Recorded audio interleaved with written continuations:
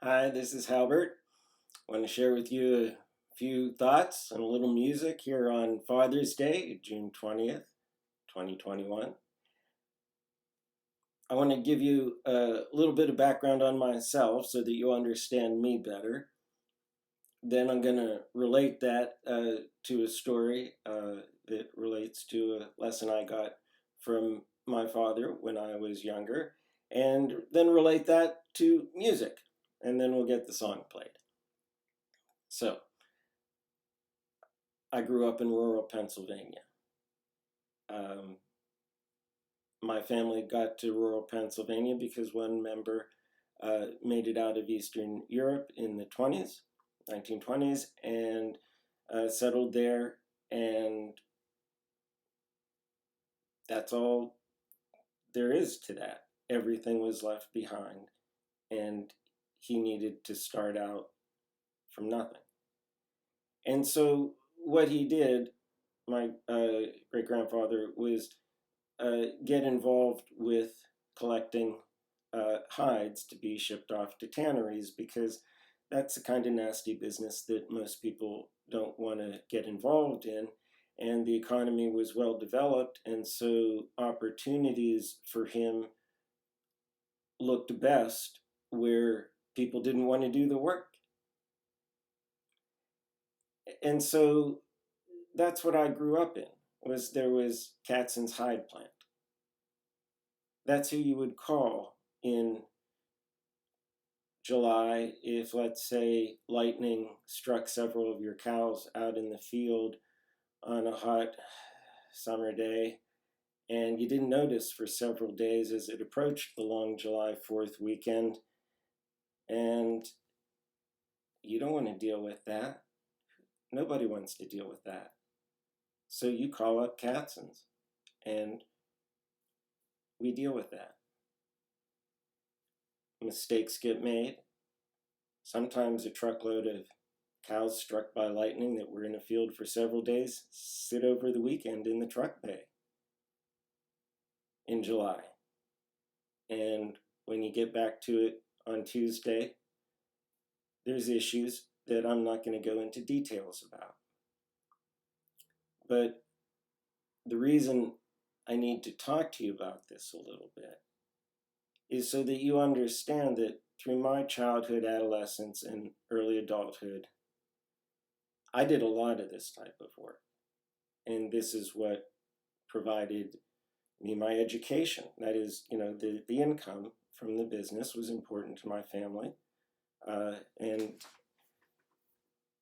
in that environment, certain topics and themes that are hot topics today never came up and were quite incongruent with that whole experience. And I just need you to know a little bit about that so that you understand me better, and why it is perhaps that I relate to the Urantia book the way I do, and so easily accept teachings related to differences between genders and differences between races. So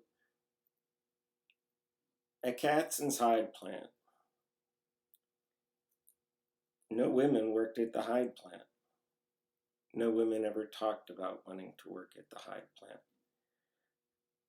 The thought just, I don't think, really ever crossed anyone's mind in any kind of serious way, for the most obvious reasons. So my sense of roles and who does what, and men get all the benefits, it's not what I grew up with. It's not how I have an understanding of life from my earliest years through adolescence and into adulthood. I worked there, and I had a different experience than most people. I'm not saying there aren't other jobs as miserable and nasty as that, but there aren't a lot of them, and so it creates a order of magnitude in experiential differences. And that makes a difference when you hear people in today's political climate talk about how oh, white people, they just won't do some kinds of work. That's a problem there with those white people, and that's why the immigrants come across the border, and you know, that's not what I grew up with. There were only white people around doing that kind of work, and no one ever suggested that we should bring in people of color to do the work. It never crossed anyone's mind. That wasn't part of our reality. So please understand that when you grow up this way, it's naturally not going to work very well with today's political climate. It's going to give me some different thoughts, feelings, and things to say about it. Similarly, the memes about follow your bliss that are so powerful in today's culture and suggested to be so important to the psychological health of everyone, especially children. And I grew up with learn to like what's good for you. Now, that's really different than following your bliss, but not as different as you might think. Because one way to look at that is it's just a much more grounded relationship to life and goals and what you can achieve and what it takes to achieve it. And it obviously isn't playing into emotionalism, is the main point. It focuses a lot on self-discipline. So this is what I grew up with, and it's kind of rough that way. And sometimes you could easily lose sight of simple truths in life. And that's what I want to bring up next, is that there was a day when my younger brother showed up for work in the middle of winter when we were dealing with the deer hides. And the deer season in Pennsylvania is a big season, and that was a time where we processed a lot of deer hides. And when my younger brother, who's about 9 years younger than my older brother and I, who are just a couple years apart almost, wanted to hang with his older brothers and work down at the hide plant, his older brothers were not too open to the idea. It seemed like a nuisance and in the way when we're trying to do hard work. And so we didn't incorporate him into the process. And he got frustrated with that because he was just standing around. And so he went crying back to my father, who then came down to the plant and chewed my brother and I out for being so miserably uncreative and foolish. Said my father, look what you're doing here. Boys, you've got a living human being who wants to help you with this type of work. If you don't have the wisdom and intelligence under these circumstances to figure out how to work with a body that wants to work, you must be the most uncreative, foolish people in the world. And then my father set about in just a minute or two to figure out a fairly simple process that could incorporate a 7 or 8 year old into it, and off we went. It was a great lesson. It's an awesome lesson about working with everybody and harmonizing with people no matter what their talents may be, really embracing the spirit of cooperation and inclusion. Now, because I grew up in a family where there were struggles and a need to regroup and recreate family and fortunes and stability and all of it, not surprisingly, there wasn't a lot of emphasis on music. It was about, hey, we need to get some work done here. And so I didn't grow up in a musical family that way.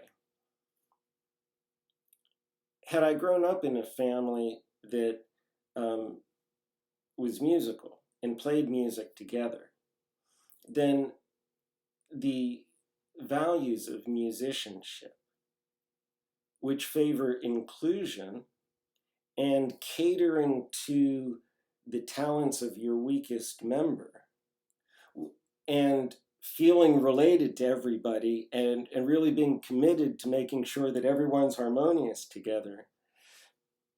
Had we had that kind of experience growing up, my older brother and I, we probably would have related to our younger brother without needing my father's lesson, because we would have already had experiences that related us to him energetically, not just like, oh, how do you relate to someone so young, but really, brought us together in the powerful way emotionally that music does.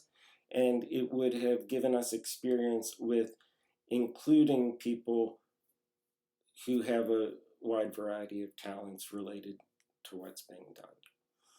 And so those are the thoughts I wanted to share with you today.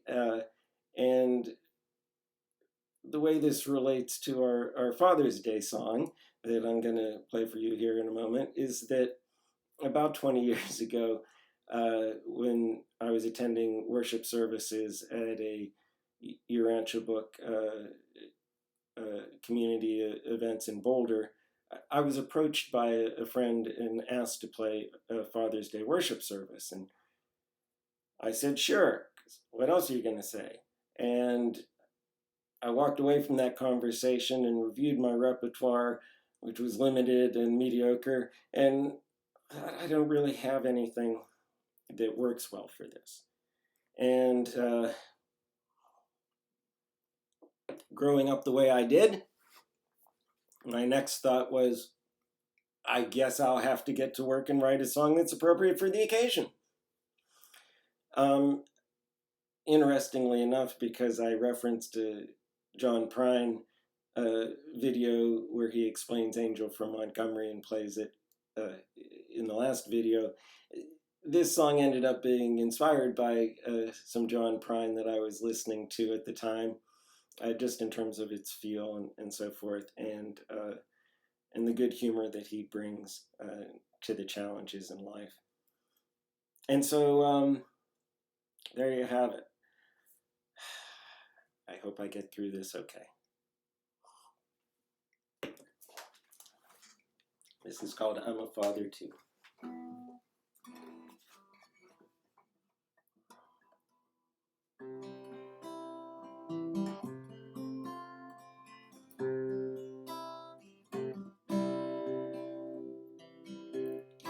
I'm a father just like you, only not quite. You give your children the sun, I give mine a nightlight.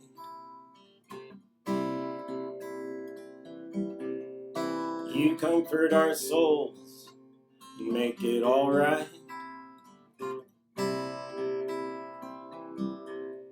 I tuck my child in and give him a kiss goodnight.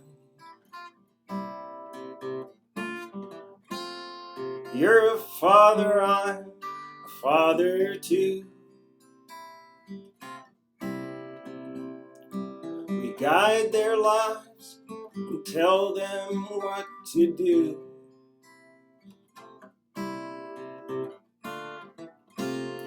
Children look to us to know what's true, what's true. You're a father, I'm a father too.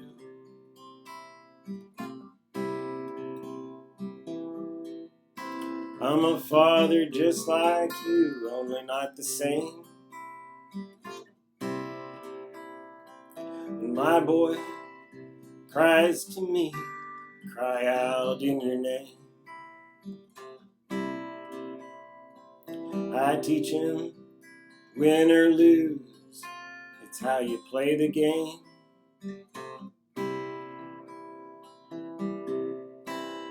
You are the zone, you can heal the lane.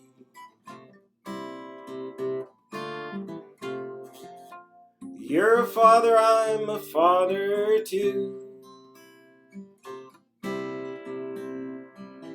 To see their pain hurts like we never knew.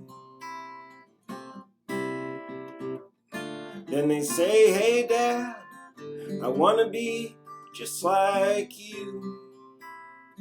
Like you.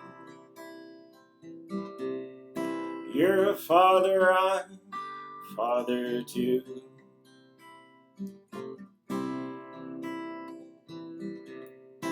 I'm a father just like you, but not really.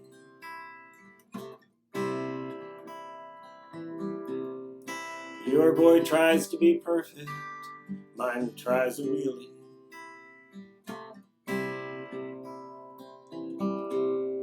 Like my sweater's soft and touchy-feely.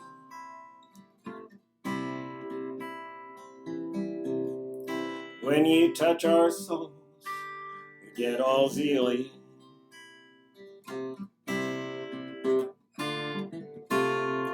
You're a father, I'm a father too. We do our best to help their dreams come true. But at times I feel just like a bear named Pooh.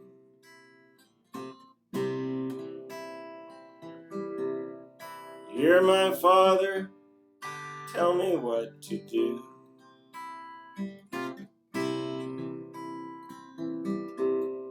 You're my father, I want to be like you.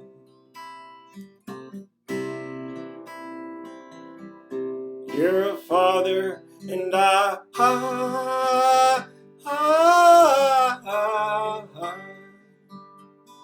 a father too.